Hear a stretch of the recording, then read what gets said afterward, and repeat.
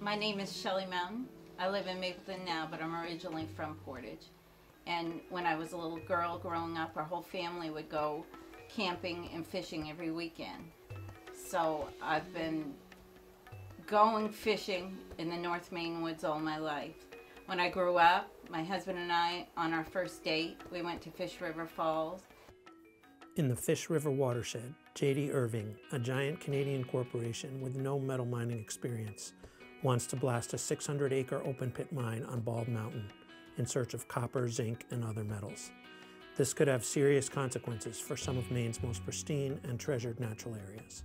So we know that all mines cause groundwater pollution, and studies have shown that the ore at Bald Mountain is very high in sulfur and arsenic. So a mine there is likely to cause not just serious groundwater pollution, but also serious surface water pollution, and that's because groundwater and surface water in Maine are very closely connected. Sulfuric acid and arsenic can kill fish, especially sensitive ones like the brook trout that inhabit the Fish River watershed. Maine guides and sporting camp owners depend on these waters to provide a living for their families. I can't imagine if there was a mine leaking toxic chemicals into the Fish River system. I can't imagine the trout surviving that. At mines across the country and around the world, pollution problems sometimes continue for decades and even centuries, and taxpayers have often had to cover the cleanup costs for mining sites that have climbed into the hundreds of millions of dollars. I have children. I want to stay in northern Maine, and I was hoping that it would save the economy of northern Maine.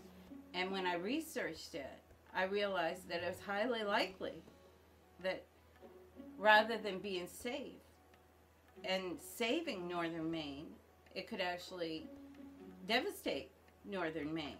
It's not only sentimental reasons that we need to protect the environment. We need to protect the environment for the economy of the area, for the jobs that will be destroyed, sports fishing, tourism, farming even. I've gone down and testified about the mining a couple of times, and it's really encouraging to see so many people who feel the same way I do about it and are taking the time. And for us here in Aroostook County, it costs us money to go down there and testify. And overwhelmingly, the testimony is in opposition to the mines. Most of the people testifying in favor of mining are paid lobbyists. I hope the legislature will listen and understand citizens' voices are as important as corporations' voices, and they need to listen to us. We're the ones who vote for them. So we've seen that lobbyists for Irving have made claims that new technologies will prevent mining pollution, but there really aren't any magic new technologies that can prevent pollution from mining. You still have to blast holes in the ground and take the ore out and process it just like you always have with mining. A good example of this was the massive disaster on August 4th, 2014 at the Mount Polley mine in British Columbia. This is a very modern mine, started in 1997, and this disaster sent billions of gallons of contaminated waste and wastewater into pristine lakes and streams. It may be the worst environmental disaster in British Columbia's history. Yesterday morning, 10 million cubic meters of wastewater containing dangerous chemicals poured into local waterways.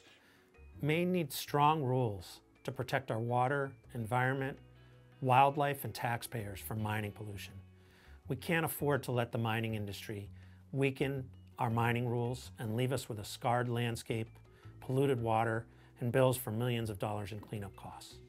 It's really important that people contact their legislators and let them know that we need the strongest mining rules to protect our clean water from mining pollution and to protect the jobs that clean water supports that we already have in the tourism and fishing industry.